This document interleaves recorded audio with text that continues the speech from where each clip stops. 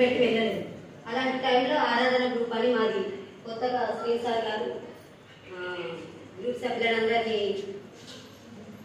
Group చేసి వాళ్ళకు ఒక గ్రూప్ ఇచ్చి తర్వాత అమ్మ మీకు ఏమైనా కావాలంటే నన్ను అడగాలన్నప్పుడు నాలో ఉన్నటువంటి ఆ యొక్క చిన్న టాలెంట్ బట్టి సార్ నేను పెట్టుకుంటే నాకు ఇప్పిస్తారా అంటే సార్ గారు మా లోన్ ఇప్పించారు. మాకు లోన్ ఇప్పించిన తర్వాత దాని నుండి మేము జిరాక్స్ సెంటర్ పెట్టుకున్నాం. దాంట్లో అప్లైలు కానీ ఆన్లైన్ ప్రాసెస్ ఏదైనా మనీ ట్రాన్సాక్షన్స్ అవి అన్నీ మేమిద్దరం మా భర్త నేను ఇద్దరం కలిసి అవి చేసుకుంటూ మా యొక్క జీవనాన్ని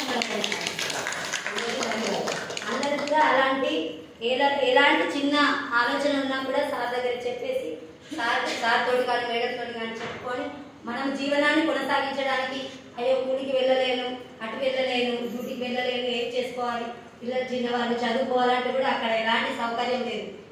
గవర్నమెంట్ స్కూల్లో పంపుదామంటే కొంచెం స్ట్రెంత్ తక్కువ. ఇప్పుడు మనకి ఏంటి బేసిక్ ఫస్ట్ ఉండాలి. ఫస్ట్ టు ఫోర్త్ వరకు బేసిక్ ఉంటేనే ఆ పిల్లలు ఏదైనా పై చదువులలో చదువుకోగలుగుతారు. అది తప్పు కాదు, అది పంపది మన తప్పు కాదు. అక్కడ సౌకర్యం సరిగా లేక వర్షం ఉన్నప్పుడు వాళ్ళు రాలేకపోతున్నారు. వద్దాం బస్సు కంటే అవైలబుల్ లేదు.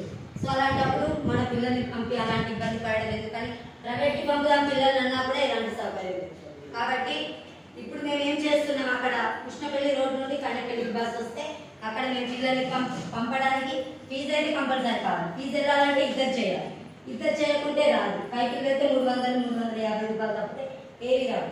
అలాంటి టైంలో సార్ మేము అడిగినప్పుడు సార్ నాకు ఇన్ఫర్మేషన్ ఇచ్చి మా యొక్క జీవితాన్ని ఇట్లా నిలబెట్టడానికి వాళ్ళు సహకరించినప్పుడు మనం కూడా మహిళలని చిన్న చూపుతో ఉండకుండా మంచిగా మనకున్నటువంటి జ్ఞానాన్ని మనం అభివృద్ధి పొందడానికి వాళ్ళ దగ్గర వెళ్ళి ఏదైనా అడిగి మనం బ్యాంకు సార్లు కానీ ఏపీఓ మేడం వారు కానీ మనకు ఇంత సహకరిస్తున్నారు కాబట్టి మనకు వడ్డీ లేని రుణాలను కూడా ఇప్పించడానికి మనకు ఇన్సూరెన్స్ ఇప్పించడానికి వాళ్ళు మనకు సహకరిస్తున్నారు కాబట్టి మనకు ఉన్నటువంటి ఈ యొక్క సౌకర్యాన్ని మనము వినియోగించుకోవాలి. దుర్వినియోగం చేసుకోకుండా దాన్ని మనం ఉపయోగించి కంపల్సరీ కట్టుకోవాలి.